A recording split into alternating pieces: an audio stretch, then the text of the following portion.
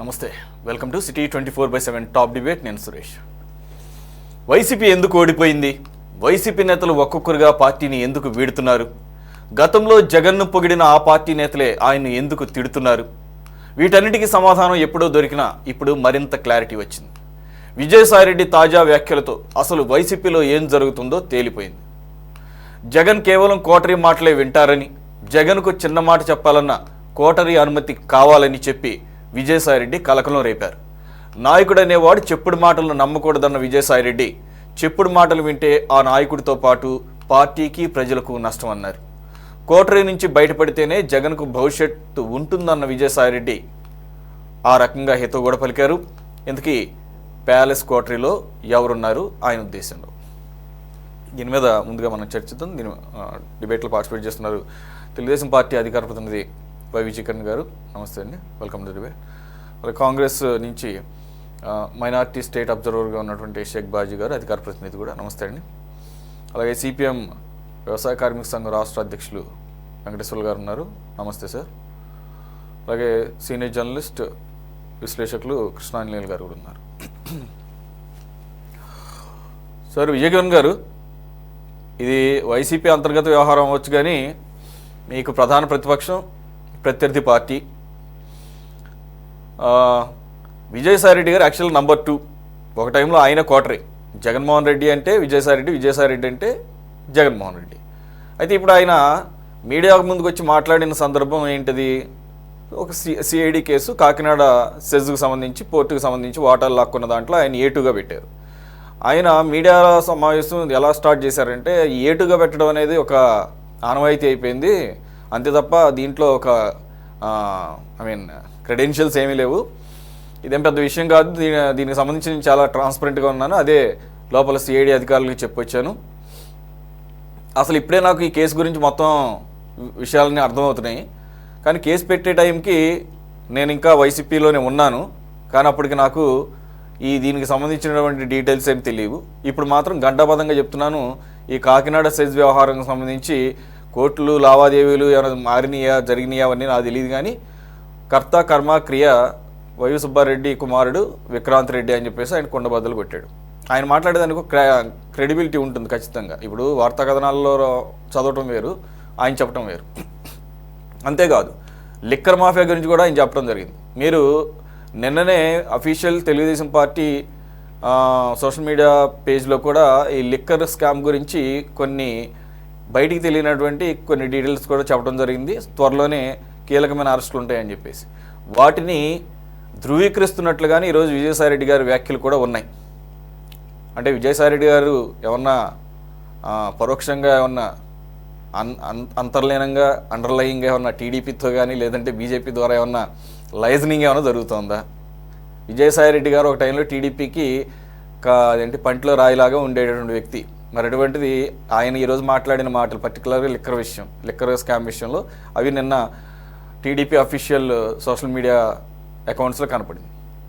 ఏంటి సార్, ఆయన ఇంకోటి కూడా చెప్పాడు. ఆయన యాక్చువల్గా రాజకీయ అస్త్ర సన్యాసం చేస్తున్నా అన్నాడు, కానీ ఈరోజు వైసీపీలోకి తిరిగి వచ్చే అవకాశం లేదన్న అన్నాడే తప్ప అసలు ఇక రాజకీయాలతో సంబంధం లేదన్న మాట మాట్లాడట్లేదు ఆయన. అంటే వైసీపీలోకి వెళ్ళను కానీ ఇంకెక్కడికైనా వెళ్ళే అవకాశం ఉందేమో అన్నట్లు ఉన్నాయి ఆయన వ్యాఖ్యలు. అఫ్కోర్స్ ఆయనకి బీజేపీకి ఉన్న అవినాభావ సంబంధం తెలిసిందే, అనుమానాలు ఎప్పటి నుంచో ఉన్నాయి. మరి ఈ రకమైన ఆయన వ్యాఖ్యలు చూస్తుంటే మళ్ళీ యాక్టివ్ పొలిటిక్స్లోకి వస్తున్నాడు అని అర్థం. ఎందుకంటే ఆయన నిజంగా కానీ ఎంక్వైరీ కనుక వచ్చింటే ఆ ఎంక్వైరీకి సంబంధించిన 4 మాటలు మాట్లాడి బయట వచ్చేయచ్చు. ఆయన జగన్మోహన్ రెడ్డి గారు మాట్లాడిన మాటలకు కూడా ఆయన పంచులు ఇచ్చాడు. ఆయన ప్రతి పదాన్ని, ప్రతి మాటకి ఆయన సమాధానం చెప్పాడు, చీటుగా చెప్పాడు కూడా. మీరు మారారు కానీ నేను మారలేదు, విశ్వసనీయత నాకు ఏమీ తగ్గలేదు, నా దగ్గర ఇప్పటికీ అదే విశ్వసనీయత ఉంది, ప్రలోభాలకు నేను లొంగలేదు, మీరు ప్రలోభాలకు లొంగాడని మీరు అంటున్నారు, నేను మారలేదు మీరు మారారని కూడా చాలా ఘాటుగా మాట్లాడాడు first time from Vijayasai Reddy. So are the signals that he is going to back in to politics very soon? Sir good evening అండి, మీకు ప్యానల్ సభ్యులకి ప్రేక్షకులు అందరూ కూడా గుడ్ ఈవినింగ్ అండి. ఇప్పుడు వైసీపీ 11 స్థానాలకి ఎందుకు పరిమితమైంది అనేటువంటి దాంట్లో ఇది కూడా ఒక కారణం. మీరు ఒకటి చూడండి, విజయసాయిరెడ్డి, వైవి సుబ్బారెడ్డి, సజ్జల రామకృష్ణారెడ్డి, వీళ్ళు ముగ్గురు చాలా కీలకమైనటువంటిది. అధికారం రాకముందైతే జగన్మోహన్ రెడ్డి గారు, విజయసాయి రెడ్డి గారు మాత్రమే రాజకీయంగా, రాజకీయ యాక్టివిటీస్ లో కానీ, వ్యూహ ప్రతివ్యూహాల్లో కానీ అన్నిట్లో కూడా వీళ్ళిద్దరే ఉండేవాళ్ళు. వన్ జగన్మోహన్ రెడ్డి గారు, టూ విజయసాయి రెడ్డి గారు. అది కేసుల్లో కానివ్వండి, రాజకీయాల్లో కానివ్వండి, ఏ విషయాల్లో అయినా సరే. అయితే ఇప్పుడు విజయసాయి రెడ్డి గారే జగన్మోహన్ రెడ్డి గారి కోటరీ గురించి మాట్లాడాడు. విజయసాయి రెడ్డి గారే దాని కోటరీ వల్ల జగన్మోహన్ రెడ్డి గారు నష్టపోతున్నారు, దాని నుంచి బయటపడితేనే బాగుపడతాడు అంటే, ఇక సామాన్య కార్యకర్తలు ఏం మాట్లాడుకుంటున్నారు? మీరు అన్నట్టు అది వాళ్ళ పార్టీ అంతర్గత వ్యవహారం అయినప్పటికీ కూడా వాళ్ళ పార్టీ రాజకీయంగా, రాజకీయ నాయకుల పరిస్థితి ఏంటి అంటే, జగన్మోహన్ రెడ్డి గారు ముఖ్యమంత్రిగా ఉన్న కాలంలో కోటరీ మాత్రమే, అది లిక్కర్ కానీ, మైన్స్ కానీ, లేదు ఇంకొకటి కానీ ఏదైనా కానీ వాళ్ళు మాత్రమే చేసుకున్నారు. ఇక్కడ విజయసాయి రెడ్డి గారు ఏం తక్కువ తినలా. వైజాగ్ పరిసర ప్రాంతాలు మొత్తం కూడా ఒక దున్నేశారు. దాంట్లో అందరికీ తెలిసిన విషయమే. అయితే ఇప్పుడు ఆయనకి ఎక్కడ చెడింది, ఏం జరిగింది అనేటువంటిది పూర్తిగా వివరం లేకపోయినప్పటికీ కూడా ఆయన ఈ రోజున చెప్పిన మాట, ప్రతి మాటలో కూడా ఆయనకి ఎక్కడో ఏదో అవమానం జరిగింది, లేదా ఆయనకి ఎక్కడో ఏదో చేసుకుంటానంటే చేసుకుని ఇవ్వకపోవటం వల్లనో, లేదా ఇంకొక దాంట్లో క్లియర్ గా కనపడతా ఉంది. ఆయన ముఖ్యంగా ఈ పోర్టుకు సంబంధించిన దాంట్లో పూర్తిగా విక్రాంత్ రెడ్డి మీద తోసేసేద్దాము అనేటువంటి కార్యక్రమం క్లియర్ గా కనపడతా ఉంది. సో నాకేం తెలియదు, మొత్తం డీల్ మొత్తం కూడా విక్రాంత్ రెడ్డి అని అది చెప్తూ జగన్మోహన్ రెడ్డి గారికి సంబంధం లేదని కూడా చెప్తా ఉన్నారు. అంటే దీనిపై అయినా ఏం జరగబోతుంది, ఇది ఎంత పెద్ద స్థాయిలో జరిగింది అనేటువంటి దానికి ఇవాళ విజయసాయి రెడ్డి గారు చెప్పిన ప్రతి మాట కూడా నిదర్శనమే. ఇప్పుడు ఈ వైసీపీ అధికారంలో లేనప్పుడు సెంట్రల్లో ఢిల్లీలో ఉండి ఏ రకంగా రాజకీయ వ్యూహాలు కానీ అన్ని కూడా విజయసాయి రెడ్డి గారు చేశారు. అయితే జగన్మోహన్ రెడ్డి గారు ముఖ్యమంత్రి అయిన తర్వాత పూర్తిగా సజ్జల రామకృష్ణారెడ్డి గారి కన్సర్న్లో మాత్రమే జరిగింది. ఆ మధ్య కూడా చూసాం ఆయన్ని ఉత్తరాంధ్ర వ్యవహారాల నుంచి కూడా తప్పించటం, మళ్ళీ వేయడం, ఇవన్నీ కూడా మనం చూసాం. కాబట్టి ఇక్కడ పార్టీకి సంబంధించి జగన్మోహన్ రెడ్డి గారి పార్టీలో ఏం జరుగుతుంది, ఏం జరిగితే ఈ రోజున 11 స్థానాలకు వచ్చినాయి అనేవి మరొకసారి విజయసాయి రెడ్డి గారి మాటల ద్వారా స్పష్టంగా అందరికీ అర్థమైతా ఉంది. జగన్మోహన్ రెడ్డి గారు పూర్తిగా కోటరీలో మునిగి తేల్తా ఉన్నారు, ప్రజలకు దూరం అయిపోయారని స్వయంగా విజయసాయి రెడ్డి గారే ఒప్పుకుంటా ఉన్నారు. కాబట్టి ఆ పార్టీ రేపు రాబోయే రోజుల్లో మనుగడ కూడా చాలా ప్రశ్నార్థకం అనేటువంటిది ఈ రోజున విజయసాయి రెడ్డి గారి మాటలు చూస్తే స్పష్టంగా అర్థమైతా ఉంది. అందుకనే ఏదో ఒక రకంగా సౌండ్ చేసేటువంటి ప్రయత్నం, రాజకీయ సౌండ్ చేసే ప్రయత్నంలో భాగంగానే ఈ రోజున ఏదో ధర్నా చేసినా అది కూడా కేవలం ఏదో మా ఉనికి కాపాడుకోవడానికే తప్ప వాస్తవాలు అయితే ఎక్కడా కూడా వాస్తవాలు లేవు. ఏదేమైనా కానీ ఇది విజయసాయి రెడ్డి గారి ఎపిసోడ్ చూస్తా ఉంటే ఖచ్చితంగా రాబోయే రోజుల్లో వైఎస్ఆర్ కాంగ్రెస్ పార్టీ జెండా పీకేయటం ఖాయమేమో అనేటువంటి భావన కలుగుతా ఉందండి. అనిల్ గారు, మనం ఎప్పుడైతే విజయసాయి రెడ్డి గారు ఇక ప్రత్యక్ష రాజకీయాల నుంచి తప్పుకుంటున్నాను, నేనేదో శేష జీవితాన్ని వ్యవసాయం చేసుకుంటాను అన్నప్పుడు కూడా ఈ రాష్ట్రంలో ఎవరూ నమ్మలేదు. అప్పుడు మనం మాట్లాడుకున్నప్పుడు కూడా ఇదంతా జస్ట్ కొద్దిగా కూల్ డౌన్ అయ్యే వరకు ఆయన అంతర్లీనంగా ఉండి తర్వాత యాక్టివ్ పాలిటిక్స్లో ఆయన పాలిటిక్స్లో ఉండకుండా ఉండే అవకాశం లేదని చెప్పేసి అనుకున్నా. అది బీజేపీ కొద్దిగా ఇంక్లినేషన్ ఉంది కాబట్టి బీజేపీకి ఎక్కువ శాతం అటువైపే వెళతాడని చెప్పేసాను. సరే, ఇప్పుడు అయితే ఆయన మాట్లాడుతున్న తీరు చూస్తే ఆయన ఆల్రెడీ మళ్ళీ యాక్టివ్ పాలిటిక్స్లోనే ఉన్నట్లుగానే మాట్లాడుతున్నాడు. ఆయన క్లుప్తంగా ఏం మాట్లాడలేదు, ఆయన చాలా సుదీర్ఘంగా అన్ని అంశాలని టచ్ చేస్తూ మాట్లాడారు. ఇకపోతే కోటరీ అన్నదాన్ని చెప్పారు, కానీ ఆ కోటరీ అన్నది అందరికీ తెలిసిన విషయమే. సకల శాఖ మంత్రిగా ఉన్నటువంటి సజ్జల రామకృష్ణారెడ్డి గారు ఆయన యొక్క గ్రూపు ఈయన్ని రీప్లేస్ చేశారని. సో ఓవరాల్గా ఈయన బయటకు రావడం అనేది కోటరీ రాజకీయాలు, ఆధిపత్య పరమైనటువంటి పోరులో భాగంగానే బయటకు వచ్చాడు అనేది క్లియర్గా అర్థమవుతుంది. రెండోది, ఇండైరెక్ట్గా ఒక వార్నింగ్ ఇవ్వడం కూడా జరిగింది. మీరు కనుక నన్ను టార్గెట్ చేసి, లేదంటే కనుక నేనేదో తప్పు చేశాను, లేకపోతే నేనేదో ప్రలోభపడి బయటకు వెళ్ళాను, ఈ రకంగా కనుక నన్ను టార్గెట్ చేస్తే నేను అన్ని ఫ్యూచర్లు అన్ని నిజాలే చెప్తానని మాట కూడా మాట్లాడటాన్ని ఎలా చూడాలి సార్? ఇక పక్కలో బల్యమయ్య కూర్చునే అవకాశం విజయసాయి రెడ్డి ఆ రకంగా తయారయ్యే పరిస్థితి ఏమైనా కనపడుతుందా వైసీపీకి? సురేష్ గారు నమస్తే, ప్యానల్ మెంబర్స్ అందరికి కూడా నమస్కారం. అసలు కోటరీ ఎవరు అనేటువంటి అంశము విజయసాయి రెడ్డి చెప్పాడు కాబట్టి మనం ఒకసారి వాళ్ళని గుర్తు చేసుకోవాలి.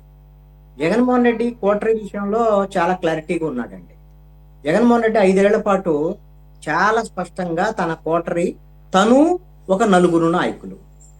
తన తర్వాత విజయసాయి రెడ్డి, దాని తర్వాత వైవి సుబ్బారెడ్డి, పెద్దిరెడ్డి రామచంద్రారెడ్డి, సజ్జల రామకృష్ణారెడ్డి, ఇంకా అక్కడక్కడ మిథున్ రెడ్డి ఉన్నాడు. ఈ ఐదుగురు తప్ప ఈ రాష్ట్రంలో వైఎస్ఆర్ కాంగ్రెస్ పార్టీలో కానీ, ప్రభుత్వం ఉన్నప్పుడు ప్రభుత్వంలో కానీ ఇంకెవరూ లేరండి.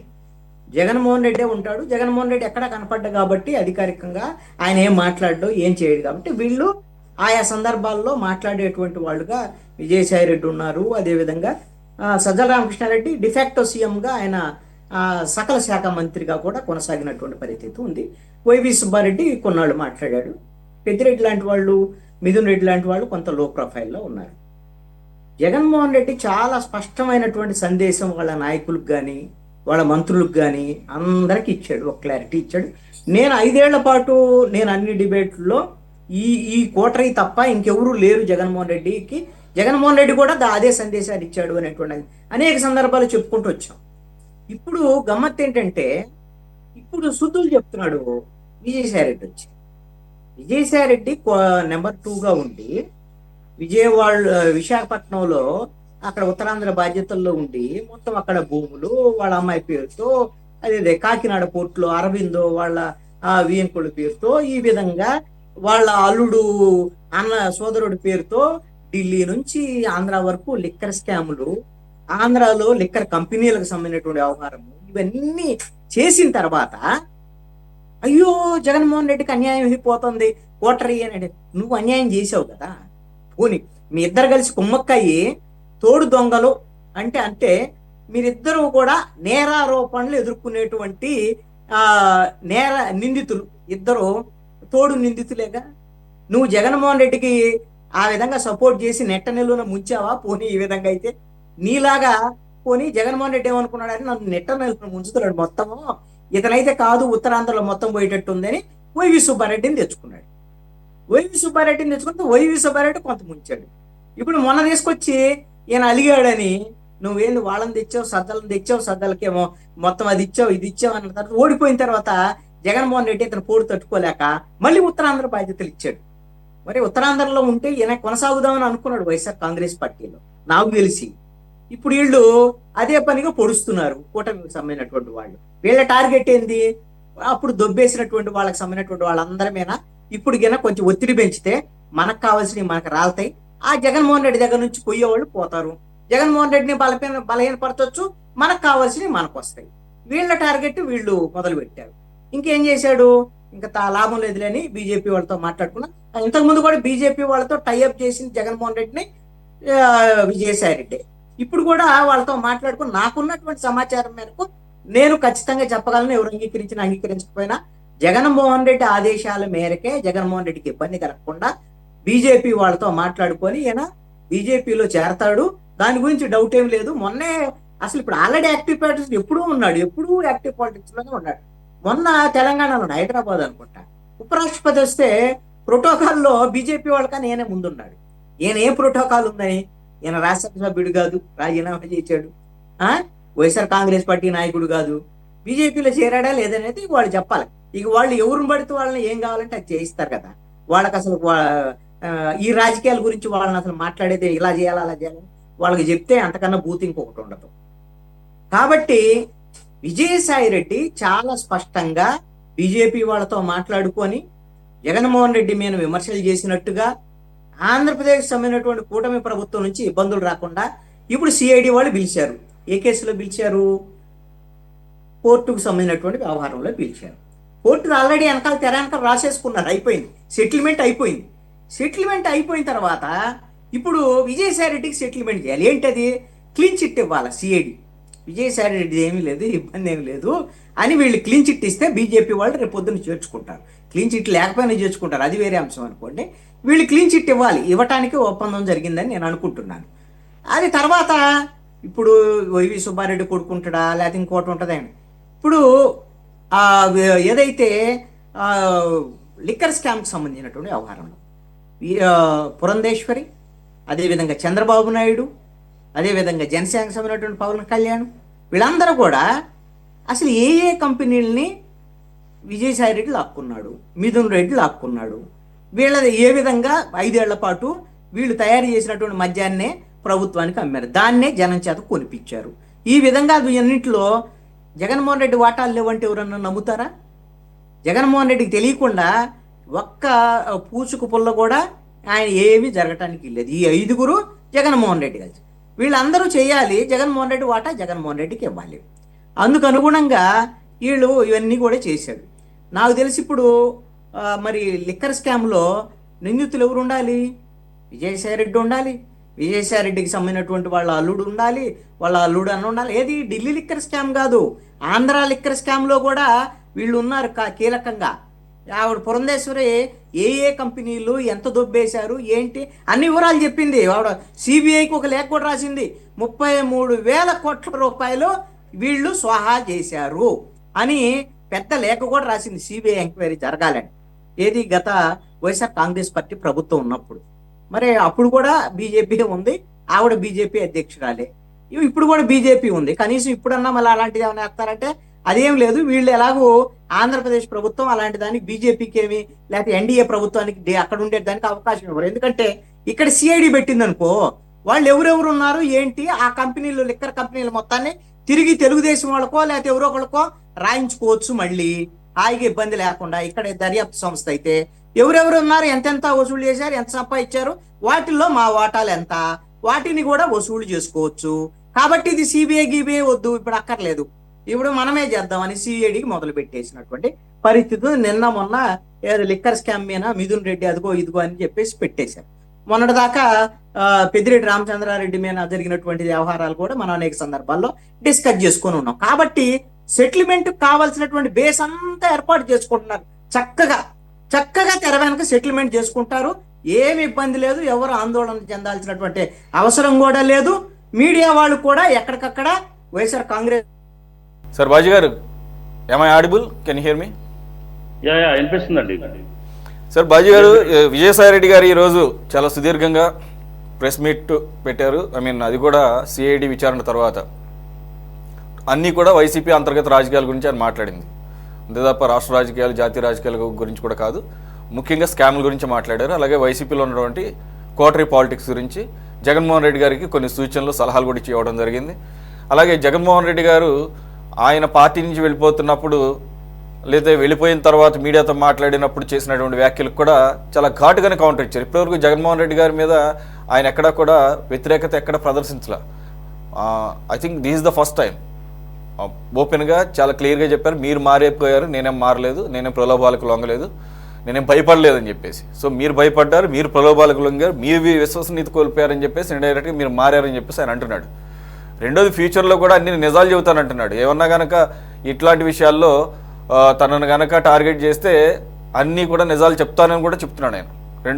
రెండోది ఆయన ఈ కోటరీ పాలిటిక్స్ గురించి చెప్పడం ద్వారా జగన్మోహన్ రెడ్డి గారికి ఒక రకమైనటువంటి వార్నింగ్ ఇచ్చినట్లుగా అర్థం చేసుకోవచ్చు సార్.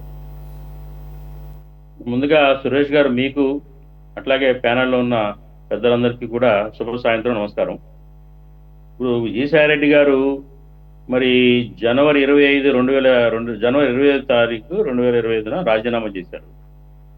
అప్పుడు చేసినప్పుడు ఆయన మాట్లాడిన మాటల్లో ఏంటంటే, వైఎస్ జగన్మోహన్ రెడ్డి గారన్నా భారతమ్మ గారన్నా నాకు ఎంతో ప్రేమ ఉంది, భక్తి ఉంది, ఆ కుటుంబానికి నేను ఎప్పుడూ రుణపడే ఉంటాను, ఎల్లప్పుడూ సదా రుణపడే ఉంటాను. అట్లాగే నేను ఎటువంటి ప్రలోభాలకు లొంగలేదు, రాష్ట్రానికి కేంద్రానికి మధ్య నేను వారధిగా పనిచేశాను. మరి చంద్రబాబు నాయుడు గారు అంటే అనలేని అభిమానం, విభేదాలు ఏం లేవు. పవన్ కళ్యాణ్ గారు నాకు చిరకాల స్నేహితుడు. అట్లాగే హోంమంత్రి గారు, మోడీ గారు, ప్రైమ్ మినిస్టర్ గారు ఎంతో సహకరించారు, వాళ్ళందరికీ కృతజ్ఞతలు. ఇది ఆయన డైలాగ్స్. ఇవాళ మాట్లాడే మాటలు ఏంటంటే, ఈరోజు జగన్మోహన్ రెడ్డి గారు మారిపోయారు. ఓ పక్క జగన్మోహన్ రెడ్డి గారు బాగుండాలి, ఆయన చక్కగా ఉండాలి, చల్లగా ఉండాలి అంటూనే ఆయన ఒక చెప్పుడు మాటలు వినే వ్యక్తి, చెప్పుడు మాటలు వినే నాశనం అయిపోయారు. నాకు ఆయన పట్ల భక్తి, విశ్వసనీయత, భయం అనేది మరి నేను పోగొట్టుకోలేదు, నేను అలాగే ఉన్నాను. మారింది జగన్మోహన్ రెడ్డి గారు. అట్లాగే ఏంటంటే నా మనసు విరిగిపోయింది. మళ్ళీ అతకదు.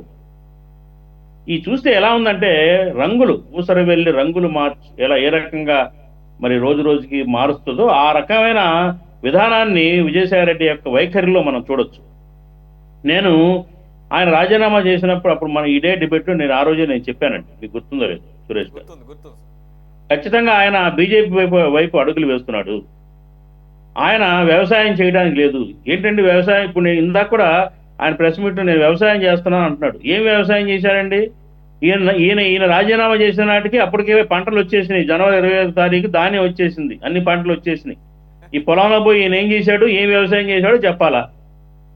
వ్యవసాయం కాదండి. ఆయన మళ్ళీ చెప్పాడు ఇవాళ ఇందాక మీరు మెన్షన్ చేసినట్టుగా, నేను వైసీపీలో తిరిగి చేరను, ఏ పార్టీలో చేస్తాను ఇప్పుడే చెప్పలేను అని. అంటే ఏంటంటే ఏదో పార్టీలో చేరతాలనే చెప్పకే సందేశం ఇచ్చాడు అంతర్లీనంగా. ఆయన మాటల్లోనే ఆ సందేశాన్ని మనకి అందజేశాడు. ఖచ్చితంగా ఇంకొక ప్రెస్ మీట్లో, ఇంకొక త్వరలో జరగబోయే ప్రెస్ మీట్లో ఖచ్చితంగా ఆయన ఇంకొక రంగు మార్చి ఖచ్చితంగా తన యొక్క అసలు నైజాన్ని బయటపెట్టాడు. అసలు జగన్మోహన్ రెడ్డి గారి అన్ని వ్యవహారాల్లో కూడా ఇవాళ కాదండి, జగన్మోహన్ రెడ్డి గారి రాజకీయాల్లో రాకముందు నుంచి కూడా ఆయన కుటుంబ మిత్రుడుగా, కుటుంబ శ్రేయోభిలాషిగా ఆర్థిక వ్యవహారాలు చక్కబెట్టడంలో కానివ్వండి, అన్ని వ్యవహారాలు చక్కబెట్టడం కానివ్వండి, ఆయనతో పాటు జైల్లో ఉండటం కానివ్వండి, నేరాల్లో భాగస్థుడు, అన్నిట్లో రెమ్మట్టుగా ఉన్న వ్యక్తి. ఆయన తెలియదా ఈరోజు ఆ జగన్మోహన్ రెడ్డి గారు చెప్పుడు మాటలు ఏంటాడు ఈరోజు తెలిసింది ఆయనకి? ఇవాళ అర్థమైంది ఆయనకి? అంతకుముందు తెలియదా? ఆయన రాజీనామా చేసినప్పుడే ఇవన్నీ ఎందుకు చెప్పలేదు? ఆ రోజు ఎన్ని ఎందుకు బహిర్గత పట్టలేదు? ఆ రోజు ఆయన కాకమ్మ కబుర్లు చెప్పి ఈ రోజు ఆయన క్రమక్రమంగా ఇందాక మన కృష్ణాంజనేయ గారు చెప్పినట్టుగా క్రమక్రమంగా ఏంటంటే అడుగులు వేస్తా ఉన్నాడు తన లక్ష్యానికి. తన లక్ష్యం ఏంటంటే భారతీయ జనతా పార్టీలో చేరటం, మరి కేంద్రంలో మళ్ళీ ఆయన పెట్టుకున్న ఏదైతే ఒప్పందాల ప్రకారంగా ఆయన మళ్ళీ కేంద్ర రాజకీయాల్లో జాయిన్ అవుతాడు. ఇది జరగబోయే నిజం. ప్రజల్లో చెవులు పువ్వు పెట్టే ప్రయత్నం చేస్తున్నాడు. ప్రజలందరూ పిచ్చోళ్ళు కాదు. ఈయన యొక్క వైఖరి కానివ్వండి, ఆయన విధానాన్ని కానివ్వండి అందరికీ తెలుసు. ఎవరు ఆయన నమ్మే పరిస్థితి కానీ, మళ్ళీ రాజకీయంగా ఆయన నప్పును చేర్చుకునే పరిస్థితి కానీ లేదండి. ఈయన వైజాగ్ ప్రాంతంలో భూదందా ఎంత ఎంత ఎంత భయంకరంగా చేశాడో ఆ వైజాగ్ ప్రాంత వాసులందరికీ తెలుసు. ఆయన వైజాగ్ రాజధాని అనగానే అక్కడ ఉన్న భూములకి రెక్కలు వచ్చేసి రేట్లు పెరిగితే అనేక భూముల్ని వీళ్ళందరూ ఏదైతే కోటరీలో ఈయన భాగస్వామే. కోటరీ వీళ్ళందరూ కూడా ఆ భూములు కాజేశారు, భూములు లాక్కున్నారు, కబ్జాలు చేశారు. చాలా భయానకమైన వాతావరణాన్ని విశాఖపట్నం ప్రాంతాల్లో క్రియేట్ చేశారు. కాబట్టి జనం తేలిక నమ్మరండి. వీళ్ళేదో సత్యహరిశ్చంద్రులాగా ఇవాళ మాట్లాడుతూ సచ్చీలులాగా, వీళ్ళేదో దేశ సేవకుల్లాగా మాట్లాడుతూ ఉంటే ఎవరు కూడా నమ్మడానికి సిద్ధంగా లేరు. కాబట్టి ఈయన ఒక వంచనాపూర్వకమైన విధానంతోనే మాట్లాడుతున్నాడు తప్ప ఆయన మాటల్లో ఎక్కడా కూడా నిజాయితీ లేదు. మరి అంత కల్మషం, బూటకం. ఖచ్చితంగా జగన్మోహన్ రెడ్డి గారు చేసిన పాపాల్లో కానివ్వండి, నేరాల్లో కానివ్వండి ఈయన వాటా ఉంది, ఈయన వాటా ఆయనకు ఉంది. అట్లాగే కాకినాడ సజ్జ విషయంలో కూడా విక్రాంత్ రెడ్డి అతను నాకు సంబంధం లేదు, అంత అతనే చేశాడు, సుబ్బారెడ్డి కొడుకుగా మాత్రం తెలుసు అన్నట్టు ఇవన్నీ వీళ్ళందరూ అప్పుడు అంతకుముందు అన్ని కూడా ఇతని యొక్క కనుసనల్లోనే ఇతనికి అవగాహన ఉండే జరిగినవండి. ఇవన్నీ ఆ కాకమ్మ కబుర్లు చెప్తున్నారు తప్ప ఇందులో నిజాలు లేవండి సురేష్ గారు. కాబట్టి ఏంటంటే ఇవన్నీ డొంకమ్మ తిరుగు కబుర్లు ఎందుకండి? డైరెక్ట్గా రమ్మనండి, డైరెక్ట్గా చెప్పమనండి. ఎస్ నేను పార్టీ మారుతున్నాను, నేను వైసీపీతో ఏ వివాదాలు ఉన్నాయో చెప్పాలా? ఎందుకు చెడిందో జగన్మోహన్ రెడ్డి గారు ఈయన ఎందుకు నమ్మట్లేదు చెప్పాలా సూటిగా. ఆ చెప్పి చేస్తే ప్రజలు కూడా నమ్ముతారు. అప్పుడు ఇతను ఏదో ఇతనికి అవమానం జరిగింది, ఇతను నిజంగా బాధపడుతున్నాడు, ఆవేదనతో ఉన్నాడు, జగన్మోహన్ రెడ్డి గారి ఆవేదన ఈయన కించపరిచాడో లేకపోతే ఇంకోటో చేశాడో అనుకోవచ్చు. కాదండి, ఇదంతా కూడా ఒక నాటకం.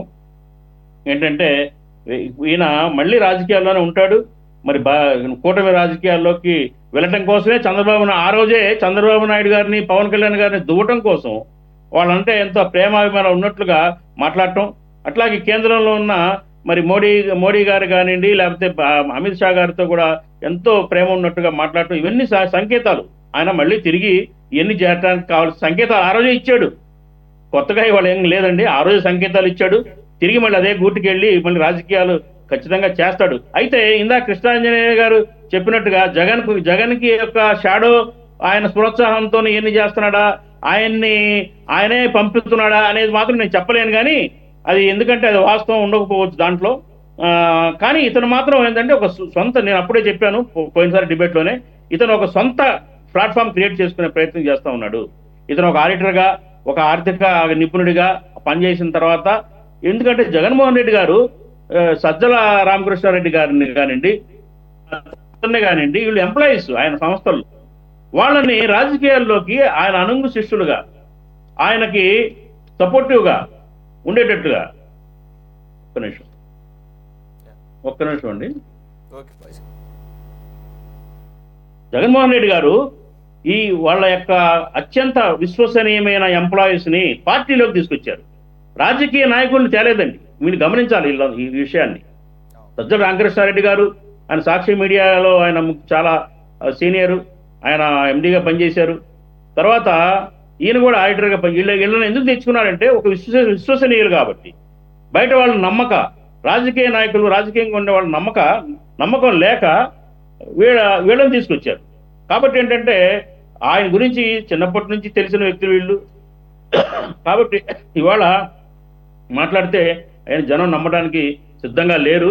సురేష్ గారు, వీళ్ళు మళ్ళీ ఆ కండువా మార్చుకొని త్వరలోనే మనకి కనిపిస్తారు, మరి ఢిల్లీ వీధుల్లో తిరుగుతారు. మనకి కాకమ్మ కబుర్లు ఇవన్నీ కూడా నమ్మడానికైతే ప్రజలు సిద్ధంగా లేరు అని నా ఉద్దేశం. ఓకే బాజీ. సార్ వెంకటేశ్వర్లు గారు, విజయసాయి రెడ్డి గారు బీజేపీలోకి వెళ్తాడనేది ఆల్మోస్ట్ కన్ఫర్మ్. ఆయనకున్నటువంటి వారితో ఉన్న సంబంధాలు, అలాగే ఈ మధ్య కాలంలో కూడా వారితో కలిసి అనేక సందర్భాలు పక్కన పెడితే, ఫర్ జగన్ వెళ్తారా, అగెన్స్ట్ జగన్ వెళ్తారా? అగెన్స్ట్ జగన్ వెళ్ళేటటువంటి సాహసం ఈయన చేస్తాడా? ఒకవేళ అదే జరగాలి అనుకుంటే అప్రూవర్గా మారాల్సి ఉంటుంది. ఆయన మీద ఉన్నటువంటి కేసులను నెమ్మదిగా తప్పించుకొని జగన్మోహన్ రెడ్డి గారిని ముందు పెట్టాల్సిన అవసరం ఉంటుంది. 11 ఆయన చెప్తున్నాడు ఈరోజు, ఎప్పుడు చెప్పినా చాలా గర్వంగా చెబుతాడు ఆయన. 11 సిబిఐ కేసులు, 10 ఈడీ కేసులు అంట. మనం 7, 8 ఈడీ కేసులు అనుకున్నాం, 10 ఉన్నాయంట. ఆయనకి తెలిసినట్టుగా ఎవరికి తెలియదు కదా, ఎందుకంటే ఆయన A2గా ఉన్నాడు కాబట్టి ఆయన చెప్పిందే నమ్మాలి మనం. సో 11 సిబిఐ, 10 ఈడీ కేసుల్లో A2గా పెట్టి అలవాటైపోయింది. అందు గురించి ఈ కొత్త కేసుల్లో కూడా A2గా పెట్టడం పరిపాటి అయిపోయింది. దాన్ని పెద్దగా సీరియస్గా తీసుకోవాల్సిన అవసరం లేదని చెప్పేసి దాని గురించి చెప్పింది తక్కువ, ఈ పాలిటిక్స్ గురించి, వైసీపీ పాలిటిక్స్ గురించి చెప్పినటువంటి, అలాగే భవిష్యత్తు ఎలా ఉండబోతుందని లీక్లు ఇచ్చినటువంటి వ్యవహారం ఎక్కువ. నేననేది జగన్మోహన్ రెడ్డి గారికి పూర్తిగా వ్యతిరేకంగా మారే సాహసం విజయసాయి రెడ్డి చేస్తాడా బీజేపీలోకి వెళ్ళిన? మీరే చెప్పారు, ఈడీ కేసులు 11, సిబిఐ కేసులు 11, 22 కేసులు. ఎంత దుర్మార్గులో దీన్ని బట్టి మనకు అర్థమవుతుంది. ఎప్పుడు బూర్జువా పార్టీల్లో ఆస్తుల వల్ల తగాదాలు వస్తాయి, పంపకాల్లో, ఆ ఆస్తులను కాపాడుకోవడానికి రాజకీయ పార్టీలో మారుతారు. ఇది మనం బేస్ గుర్తించాలి. ఫస్ట్ ఎక్కడ ఈ స్టార్ట్ అయింది అనేది ఆ బేస్ మనం తెలుసుకుంటే ఈజీగా అర్థమైపోతుంది. కాబట్టి వాళ్ళ మధ్య రావడానికి కారణం ఆస్తులు తగాదా. సరే, ఈయనైనా ఆనైనా ఎవరైనా ఆస్తులు తగాదా. ఆయన కూడా 11, 22 కేసులు, ఏదో స్వాతంత్ర పోరాటంలో మా తాత మీద 10 కేసులు, నా మీద 10 కేసులు అన్నట్లు ఒక స్వాతంత్ర పోరాట చరిత్ర ఎట్లా చెప్పుకుంటాం, ఆ సిగ్గుండాలి ఆ మాట చెప్పుకోవడానికి. అంటే ఇంతకంటే సిగ్గుమాలిన వాళ్ళు అసలు సురేష్ గారే ఆయన క్రేజ్ పెంచుతున్నట్లు కనపడుతుంది. ప్రతిసారి చర్చ, డిబేట్ పెట్టి ఎవడికి తెలియని ఒక సర్పంచ్ గెలని వాడిని, ఒక కౌన్సిలర్ గెలవని వాడిని, ఒక 10 మందితో ప్రజలతో సంబంధం లేని ప్రతిసారి చర్చకు పెట్టి మీరే ఆయన ఏదో పెద్దగా అన్నట్ల నేను తీసుకురావడం ఏంటి సార్? జగన్మోహన్ రెడ్డి గారు గత 5 సంవత్సరాల కాలంలో, అంతకుముందు కూడా విజయసాయి రెడ్డి గారిని ఎప్పుడైతే జగన్మోహన్ రెడ్డి గారు A1 గా 11 సిబిఐ 10 ఈడీ కేసుల్లో ఉన్నారో, నెక్స్ట్ A2 అన్నప్పుడు ఆయన కూడా ఆడిటర్ అనేది తెలుసు కదా మీకు. లేనిది ఉన్నట్లు, ఉన్నది లేనట్లు, ఖర్చులు కానట్లు, ఖర్చులు ఉన్నట్లు, ఎట్లా ఇన్కమ్ ట్యాక్స్ ఎగ్గొట్టాలో బాగా ఆడితేరిన నిపుణుడు. కాబట్టి అక్కడి నుంచి వాళ్ళ కోసం ఆడిటర్గా వచ్చి నమ్మిన బంటుగా ఉండి రకరకాల కారణాల చేత ఏదన్నా కానీ అన్నాడు. కోటరీ అన్నాడు. కోటరీలో మీరందరూ బాలాంజనేయులు గారు చెప్పింది కదా, దాన్ని రిపీట్ చేయను. కానీ ఇక్కడ విషయం ఏమంటే, ఆయన నిజంగా బయటికి వెళ్ళి జగన్ గారికి వ్యతిరేకంగా మాట్లాడుతున్నాడు అంటే, మరి మీరు చెప్తున్నారు ఏదో ఈరోజు నోరు విప్పారని. ఏమి మాట్లాడు, ఏమి చెయ్యడు, ఆయనకి వ్యతిరేకంగా మాట్లాడి ఈయనేం సాధించడు. మరి మనోళ్ళు చెప్తున్నారు ఏదో సొంత శక్తి ఎదగడానికి రాజకీయానికి. సొంత శక్తి కాదు, సర్పంచ్ గెలడానికి ఆయన అంటే ఎవరున్నారు? ఒకరు కూడా లేరు. ఇవన్నీ వాంటెడ్ గా ఆస్తులు కాపాడుకోవడానికి, కేసులు మాఫీ చేసుకోవడానికి ఆడుతున్న డ్రామా, ఇంతకంటే వేరే లేదు. సరే బీజేపీలో చేరతారా అంటే ఆశ్చర్యం ఏమైంది? బీజేపీ చేర్చుకోదంటే ఆశ్చర్యపోవాలి ఏదో కొత్తగా వచ్చిందని. బీజేపీ పుట్టిందే వాళ్ళని ఈయన్ని మోసం చేసి, వాళ్ళని ఈయన్ని లాక్కొని, వాళ్ళని వీళ్ళ పైన కేసులు పెట్టి, ఈడీలు పెట్టి బీజేపీ బతికిందే దానికోసం. చేర్చుకోలేదు అనడానికి మనమేమే ఆశ్చర్యపోవాల్సిన అవసరం లేదు. చేర్చుకుంటుంది, ఎంటబడుతుంది. ఇది మనం గమనించాల్సిన అంశం. తర్వాత ఆస్తులు వ్యవసాయం చేసుకుంటాను, నిజంగా రాజకీయాలు ఇవన్నీ అనుకున్నవాడు, వ్యవసాయం చేసుకుంటానన్నవాడు ఇవన్నీ చర్చలే తీసుకురాడు. ఎప్పుడైతే 25వ తేదీ రాజీనామా చేశాడో హాయిగా ప్రశాంతంగా ఇంట్లో కూర్చొని పత్రికలకో బయటకో కనపడకుండా హాయిగా ఉండాలి. నేను నా ఇంట్లో ఉన్నానండి, నాకు రాజకీయాలు అవసరం లేదు అనాలి. అవన్నీ కాదు, కేసులు మాఫీ చేసుకోవడానికి, ఆస్తులు కాపాడుకోవడానికి ఆడుతున్న నాటకం ఇది. రెండు, ఇప్పుడు వైసీపీ టీడీపీ కూటమి వీళ్ళ మీద బలప్రయోగం చేసుకోకుండా ఉండడానికి, కేసులు ప్రయోగం చేసుకోవడానికి, కేసులు పెట్టుకోకుండా ఉండడానికి, తెలుగుదేశాన్ని కూడా పరోక్షంగా మ్యూట్లో పెట్టడానికి బీజేపీ ద్వారా ఆడుతున్న నాటకం ఇది.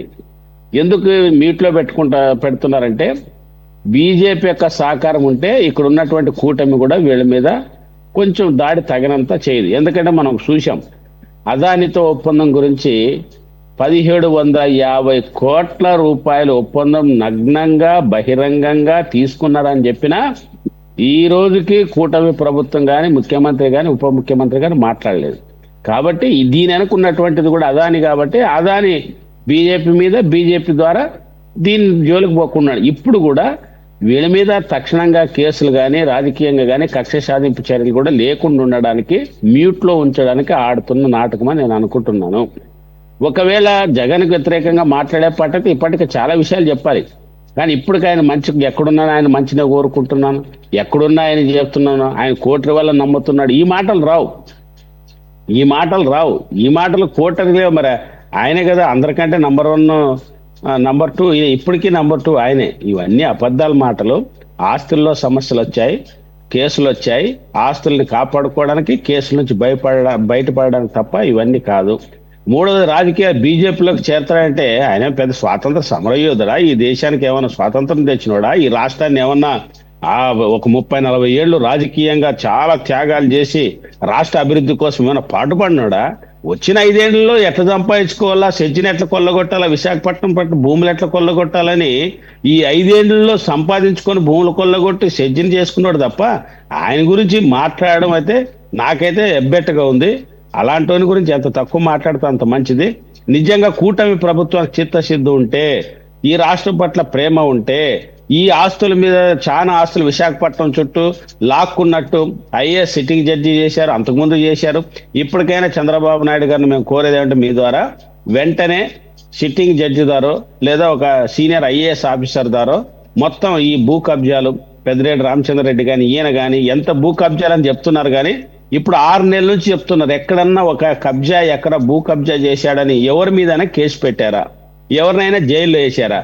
ఇవన్నీ అన్ని ప్రజలను నమ్మించడానికి, మోసం చేయడానికి అప్పుడు వాళ్ళు చేశారు, వీళ్ళు చేశారు. తర్వాత వైసీపీని ఖాళీ చేయనీకి అంటారు. వైసీపీని ఖాళీ చేయనీకి క్యాడర్ మాట వింటానంటే ఇప్పుడు చంద్రబాబు నాయుడు గారు కూడా ఏమన్నారు గతంలో, నేను మా క్యాడర్ మాట వినలేదు, మా కార్యకర్తను నిర్లక్ష్యం చేశాను, నేను రాష్ట్రం అభివృద్ధి అని పోయాను, కాబట్టి నేను నష్టపోయాను. ఆయన కూడా గుణపాఠం తీసుకున్నాను అంటున్నారు కదా. ఇప్పుడు ఆయన చెప్తున్నాడు నా క్యాడర్ ముఖ్యం అంటున్నాడు. మరి ఇప్పుడు ఆయన కూడా స్టార్ట్ అయింది. ఇప్పుడు విజయన్ అంటాడు, అదంటారు, మా క్యాడర్ని పట్టించుకోవట్లేదని స్టార్ట్ అయింది. కాబట్టి అధికారంలో ఉన్నప్పుడు ఒక మాట, అధికారం నుంచి బయట వచ్చినప్పుడే ప్రజలు గుర్తొస్తారు, అధికారం నుంచి బయటకు వచ్చినప్పుడే క్యాడర్ గుర్తుకొస్తుంది, అధికారం నుంచి బయటకు వచ్చినప్పుడు అయ్యో నా కోసం ఇంత త్యాగం. ఇవన్నీ బూర్జువా పాలిటిక్స్ లో కామను.